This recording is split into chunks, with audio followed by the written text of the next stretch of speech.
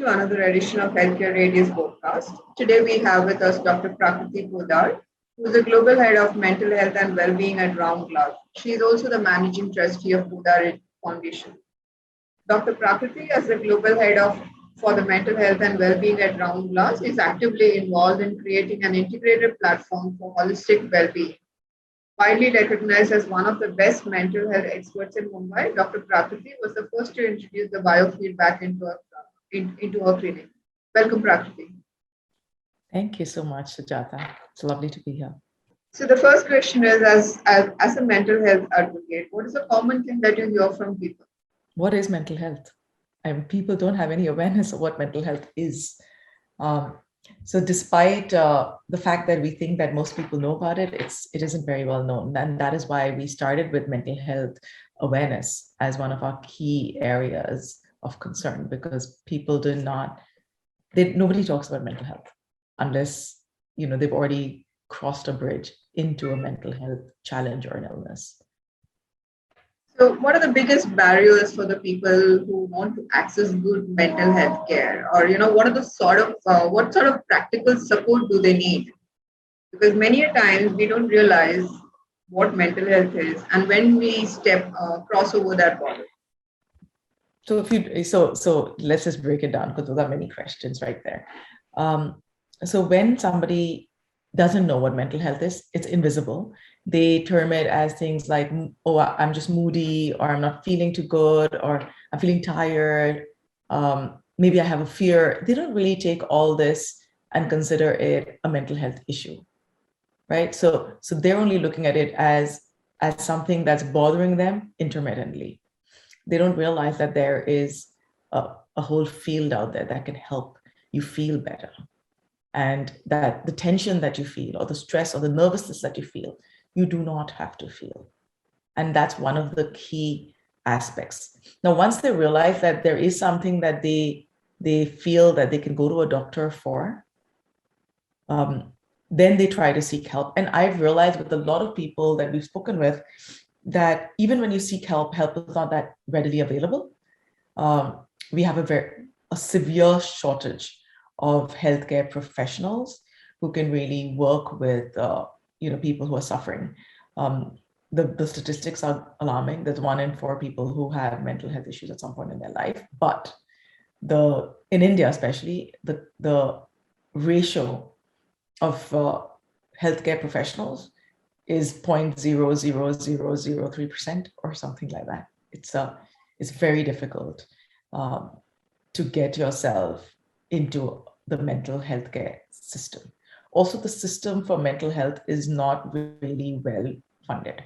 So what happens is that there's no government support almost, or maybe very little government support for mental health care.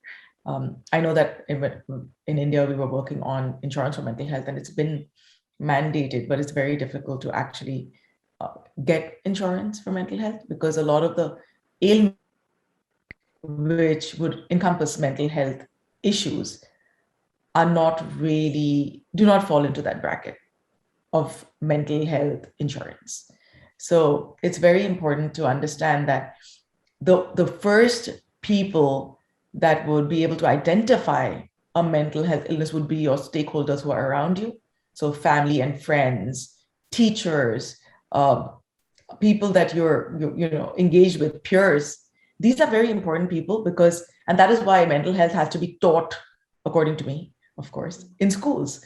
Because when you know it, when you can read it, when you can see the red flags, then you're able to assist. And also what happens is that if you have a training in mental health first aid, you know how to broach that topic. You know how to talk to somebody. You know how to support that person. I almost feel like peer-to-peer support is very important.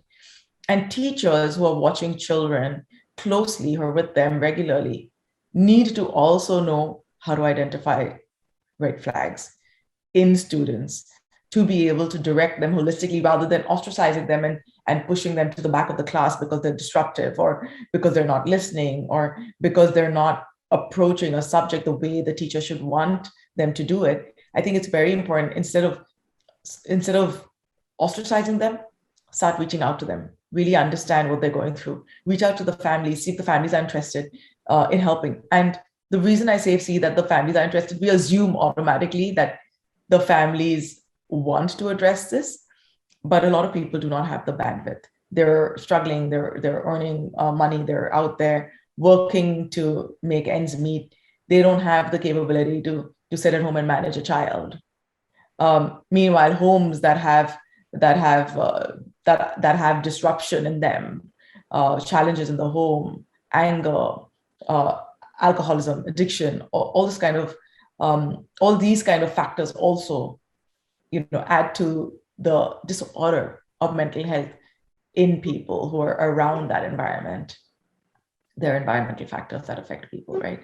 So it's all the aspects together that can really help somebody understand what mental health is. I mean, any conversation that you have with a parent is a stigmatized conversation because they take mental health as a blame. They feel like they're unfortunately falling short as parents because their children have a mental health disorder. And that's completely inaccurate. It's a biological, chemical imbalance, and there's no blame unless the environment is bad, and that is why people are going through it. But if the environment is perfectly fine and you support each other and there's still a problem, people should not be feeling guilty, and they really should be reaching out to a counselor at best. So there are counselors, there are social health workers, there are foundations such as ours and a whole lot of other foundations. And you'll see these foundations, a lot of the mental health foundations joined us in the Wellbeing Volunteers United program that we did. I'm not sure if you know about that, but it's a free helpline that has all the mental health foundations almost aligned with us. And their volunteers answer calls for people who are struggling so that they can uplift them. They've been taught a simple model of ABC, the ABC model of counseling, and they're able to at least provide the mental health first aid to anybody who is at risk. So that brings us to the topic of stigma. You spoke about stigma associated with a mental health condition. So how do we address it? The more you talk about it, the more the stigma breaks down. And in fact, Poddar Foundation has the keynote of Silence Toro. And it's all about break the silence around mental health disharmonies. Break the silence, talk about it. It should be dining table conversations. You should be talking about it as you are gathering together, because people will always talk about their physical health. Pair toot gaya, heart toot gaya, stitches lag gaye mujhe. There's no shame in this. But nobody will talk about, my brain, I'm not feeling too good. I haven't been feeling good. I can't get out of bed for a few days. I'm feeling very fatigued, and yet I'm feeling like I can't sleep. Like, nobody talks about these things. Even simple things like this will tell you that there's a mental health issue that can be addressed, right? But they don't talk about it. So the more people talk about it, the better. The more you talk about your own. So it's not about waiting for somebody else to talk about it, but you take control and talk about your own feelings, your own vulnerabilities. Let them shine, because it'll help other people understand that they can communicate. I mean, take for example Simone Biles or Naomi. They did not approach what they had sort of geared their whole life towards, because they realized that they have to take their mental health seriously. And if influencers like that also come out, and if influencers who influence the youth, who influence the women, because women go through a lot more mental health disorders than men, especially with the emotional challenges. Men, of course, commit, or men, of course, die by suicide a lot more than women.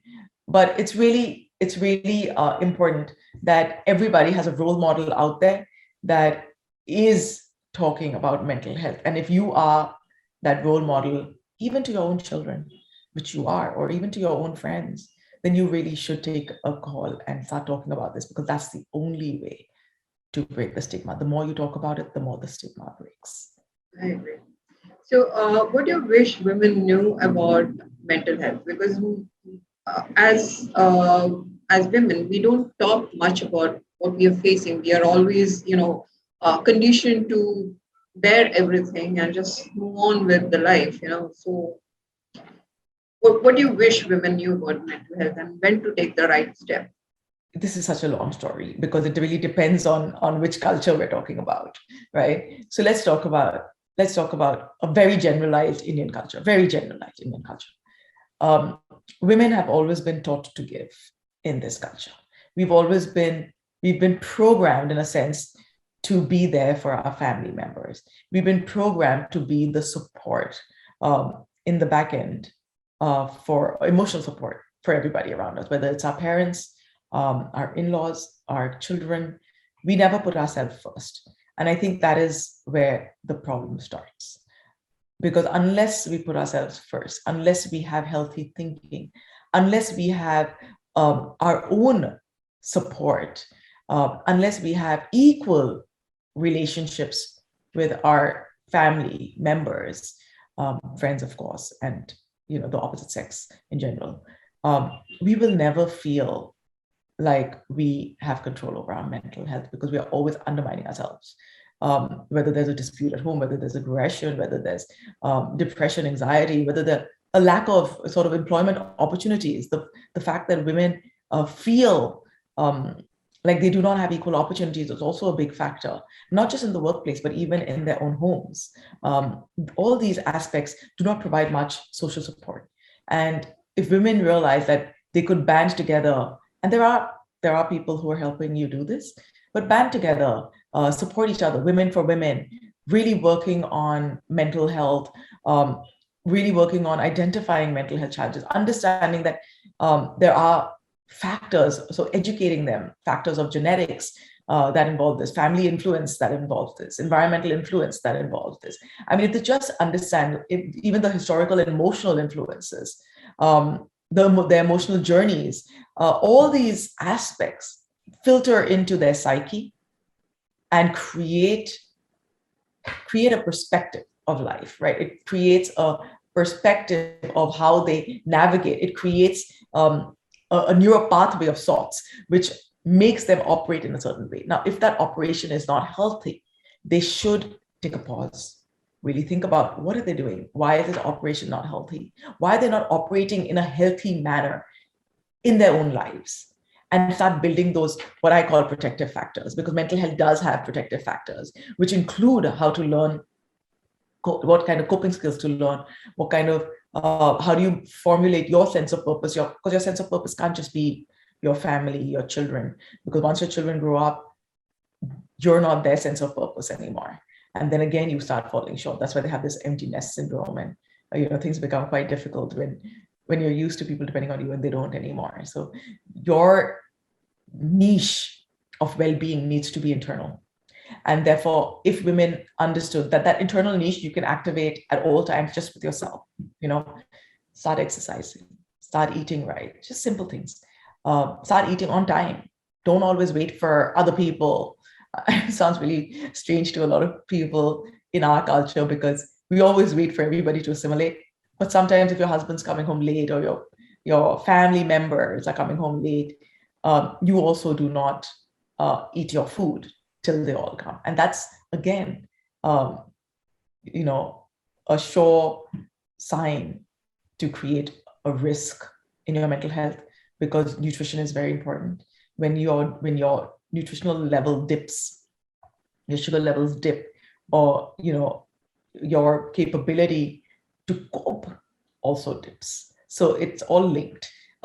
Exercise, it increases, of course, your adrenaline, dopamine release. It's a feel-good mechanism, right? It's very important to exercise for women because it helps you. For mental health, actually, one of the first few things they say is eat right and get out there, get vitamin D, B12, make sure all your vitamins are up, your levels are up to the level that is appropriate for you. Because once that is there, you'll realize that then whatever is left is what we can work with, whether those are self-esteem issues, which have come from, like I said, the history of coping with your emotional influences.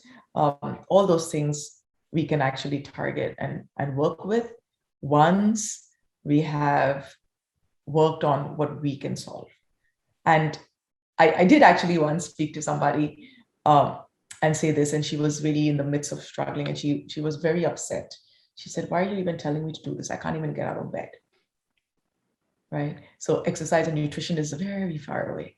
I can't even get myself to get out of bed. How do you help those? That's when social support comes in. That's when, you're really working together, because I agree, you do not have the power at that point to do anything. But it takes one step at a time to start creating that difference. And I think that's the most important thing, that power that you can find just to take that one step, not to combat everything, just that one step is really enough. Make that one call. I mean, like I said, my helpline's free, and there are many helplines that are free. Make that one call. And even through this pandemic and the fact that this was available, I have to say that people did not really call much. Despite what everybody says, that the helplines are buzzing the whole time. No, it isn't true.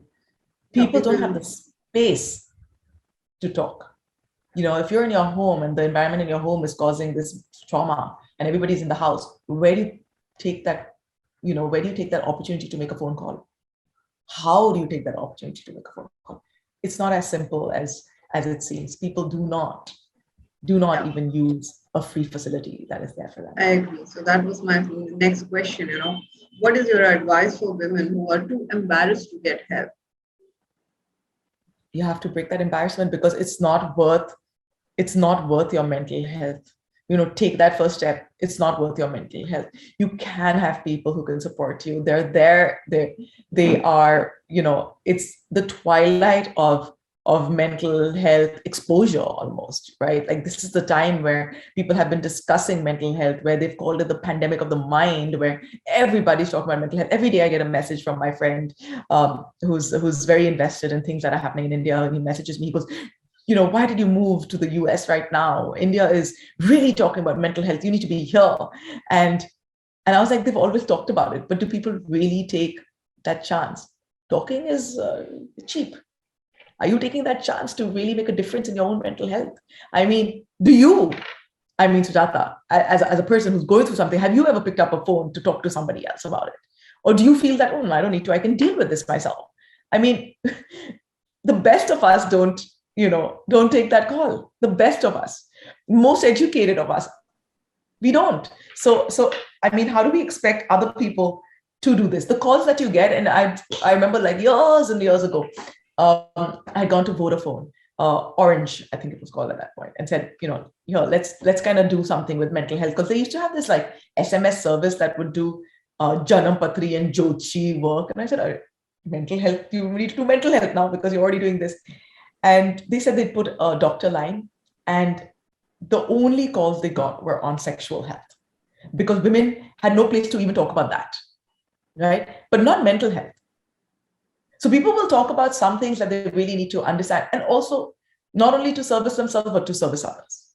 But their own mental health, it still isn't something that people will take that chance for. I mean, it can be a small thing. It can be, oh my God, I had this really bad work day.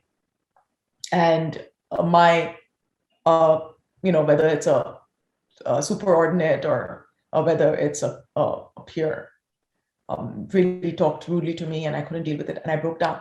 And you're not talking about the person, but you're talking about, what caused you to break down and not cope. So when you're not coping with things appropriately, like when the crime doesn't fit the punishment in a sense, right? And crime, I mean just an emotional crime, right? Like when something has hurt you, but you haven't managed to work positively in that realm. You haven't managed to cope positively in that realm. Then you know that there is some history. There is some history that has caused you to react in that manner, which is not appropriate.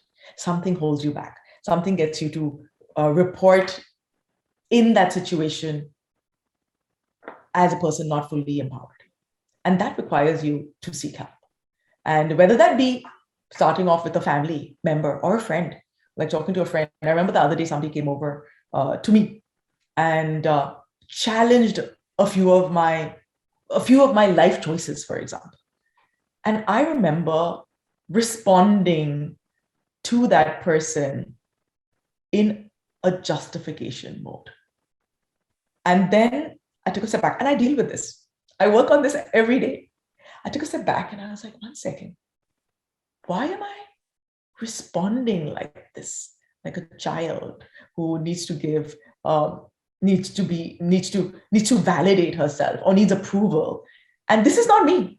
Like, I do not need any of that. But that instant situation causing me to get back into some kind of loop. And when I realized, oh, I'm the youngest child, generally, as you're the youngest child, you always tend to do these kind of things. And sometimes when your training drops, and even though you've built yourself up, it drops. And then you're like, wait, why did I revert to that childlike behavior of mine and not react like the adult that I am, who doesn't need an approval, who doesn't need to be validated? Why did I do that? It took me a moment or two and a conversation with somebody who really knows me well to come to the solution. I needed that. I would not have got to that. I would have been like really, very intoxicated by my own behavior, because I would have gone on thinking about it and mulling over it and gone into this loop and not come up with a solution, just because I didn't understand what made that slip. And I felt really, a part of me, which again, I know is not accurate, felt guilty at being so healthy emotionally and then yet falling. I felt guilty. And then I realized, if that can happen with me, imagine what's happening with everybody else. Because I work with this every day. I am invested in mental health every day. And imagine what I can relate to that. I can relate to that. Yeah. Okay. I would love to know your story. That will take another session. You could call me for one. Yeah, I don't want that to come on my website right now. So I would like to know, what are the steps that you Round Glass as an organization or Poddar Foundation as an organization has done in the area of mental health? Okay, so let's talk about Poddar Foundation, then I'll come to Round Glass, because Round Glass is more holistic. So Poddar Foundation, of course, does IEC, which is Information, Education, Communication. We do a lot of work with self-care groups, with self-help groups, with Anganwadi women, and mostly with people who are from underprivileged backgrounds, because and students, a lot of students. So we do work with BMC schools, at least we were before the pandemic. We were doing work with the schools in Chandigarh before the pandemic. A lot of the schools that we work with weren't able to go online. So, we really couldn't do that much more, but our people still went out and worked with them, worked with the communities. We do a lot of community work in raising mental health awareness, trying to identify what healthy thinking really looks like, getting people to understand how to identify red flags, getting people to build social support systems, getting people to build physical health systems as well, internally in their own communities. This is what Poddar Foundation does. And we do a lot of work on social media. I'm sure you've seen it, but a lot of work on social media trying to raise awareness with Silence Toro, which is our campaign. We are, I think, one of the only foundations that has no ego. We're like, everybody join together. I mean, either you join us or we'll join you, but we need to make sure that, mental health is spoken about. And you'll be surprised, really, how even to date, nobody really funds mental health. Unless you're self-funded, is really difficult, right? So we do all of this work continuously, just chipping away so that people can get some relief. Also, the Wellbeing Volunteers is such a huge part of what we do. Again, that's where you'll see the testimony of the fact that we believe in collaboration. Everybody's together. We're all in this together, and it's going to take all of India to change this around. And if all of India could come together and really wasn't thinking about a name for themselves, but really thinking about the community as in the larger system, we could reverse this. We could definitely, because we have such a strong spiritual foundation. Most countries are seeking their spiritual foundation to support their mental health. We already have that. So I find that we are already one step above like everybody else. People reach out to India to get a few drops of spirituality. And it helps them secure their mental health because it helps them understand that life, when you silence your mind, life expands. And we have that capability. We have that innately in us. So if if people just banded together and didn't really think about divide and rule, I think mental health would definitely be something that we can enhance in the most positive manner and be, a role model for the rest of the world. That would be my dream. Yeah, for Mental Health Day, it would be my dream for mental health being in the years to come.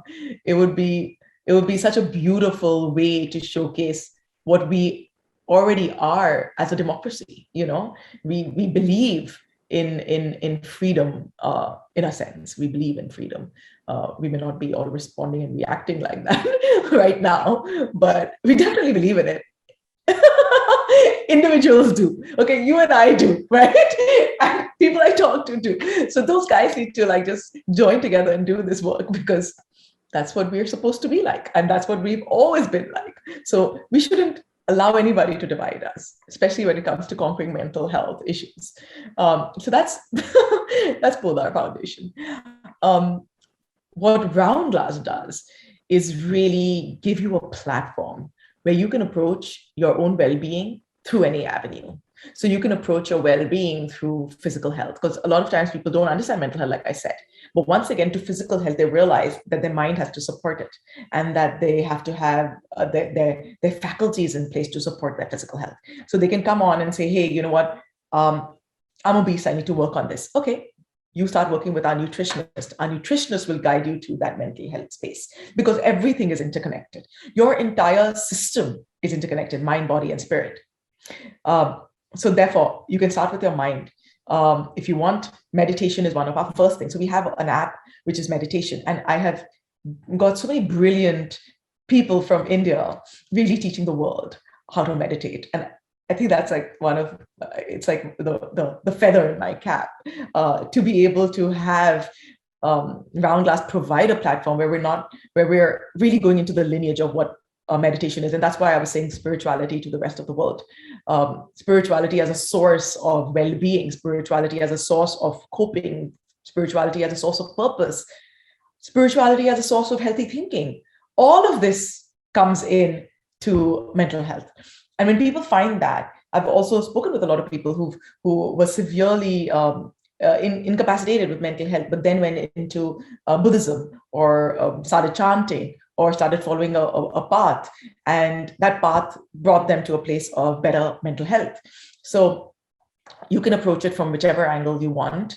And we're able to support that, because well-being, holistic well-being, and we spell it with a W, because it really is whole.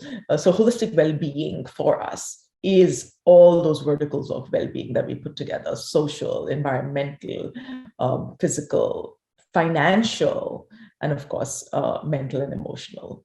All of that, when that comes together, inclusive of your professional health, that's when a person is fully aligned to their purpose in life, or to their cause in life. So that's what we do at Round Glass, and that's why I thought, let's get to a platform that is global, that we can build,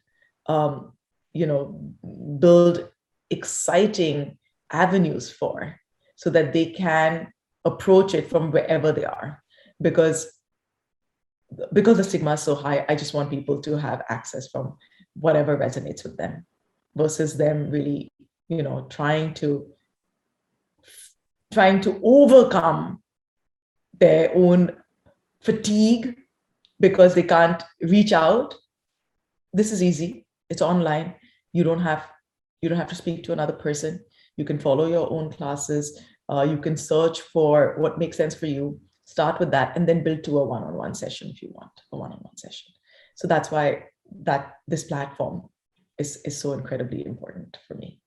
Final question, that's about the suicide prevention, because we have been hearing a lot of suicides among youngsters, COVID has given a platform to them, if I may say so. But how do we kind of prevent that? Youngsters. It's a really good question. How do you prevent something you can't see? You don't know when somebody is going to take that leap. You don't know when somebody is going to start ideating negatively for themselves unless they tell you. So what are some of the red flags, right? So again, education, as in education on mental health. When you see somebody withdrawing, when they stop communicating with their friends and peers, when they start talking about life is not worth it, and why do people, when they start to have an existential crisis of sorts, right? Now, the existential crisis is really questioning life and why you're living and what the purpose is. Even young people, I mean, this has gone down now to the age of 7, where people are ideating. People are suicidal ideating. Not all people who suicidal ideate actually die of suicide. But it's very important for education. It's very important, again, for the social support system to come in place. It's very important to build a sense of purpose in every child. And it's all the same thing. So you'll hear me, if you rewind what I'm saying, you'll hear me saying the same things, because it is really only those things. It is, providing a basis for healthy thinking. When you see that thinking is not healthy, when you, as a person in the life of somebody who may be suffering, begins to note that their self-esteem is dropping, that they're avoiding social engagements, that they sleep longer than they used to, that they are not getting involved in, maybe even if they were gaming and they're not getting involved in that, like there's no life energy in them. There's no, they become irate. All these behaviors could be predictors. And I say that knowing very well that there are people who've never noticed another person close to them going through any kind of crisis, because people who are truly suffering and have learned how to hide it will never let you know. So the only thing to do is talk about these things. The only thing to do when you want to prevent suicide is to talk about how you or anybody else that you know has been ideating or talking about this, and what kind of social support they can get. And the fact that this irrational thinking can be helped by therapy. And anybody who has any kind of mental health challenge, disorder, issue, whatever it's called, for them, they need to seek help. But that help has to be consistent. Not seek help till I feel good, but really seek help consistently, so that I move from a critical state to a moderate state and then to a healthy state. This is important because people have to, because it's expensive, because it's not supported, people only use it as much as they can afford. And when they fall off, and that's why I think that really government really should support mental health, because if they fall off the healing journey, they fall off much worse. It's like a smoker who's trying to give up his smoking addiction, right? Addiction is also part of mental health, as you know. But somebody who's trying to give up smoking will give it up for 5 days, feel really happy, gets back to it. Then gives it up for, a month, feels really happy, then gets back to it. Will give it up for a year and then gets back to it. As you see, what I'm trying to say, it gets longer and longer that you can give it up. But when you get back to it, the guilt gets bigger and bigger, causing more of an issue. So it's very critical that one always develops an aspect of purpose within their lives to be able to combat any kind of suicidal ideation. They have to be involved in meaningful work, in meaningful conversations, in meaningful friendships, in meaningful situations, because meaning and purpose in your life are intertwined to feeling happy or living well. Well, this conversation can go on and on because this is a topic which requires more attention, more people need to